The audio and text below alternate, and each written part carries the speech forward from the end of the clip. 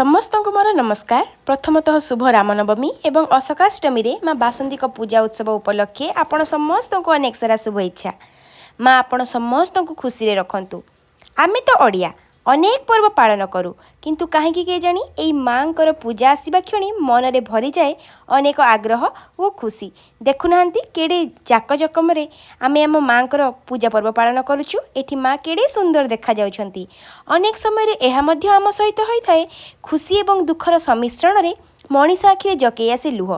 कारण कौन जानती खुशी तो आम एथिपाई हेइथाउ माँ पुणी आम पाखु फेरी आसी किंतु मन में दुख थाए काश माँ आम पाखे आउ 3-4 दिन रही जाते कि किंतु पुणी समय चली आसे माँकर जीवार। कारण आपण मैंने तो जानी जन्म अच्छी माने मृत्यु तो सुनिश्चित।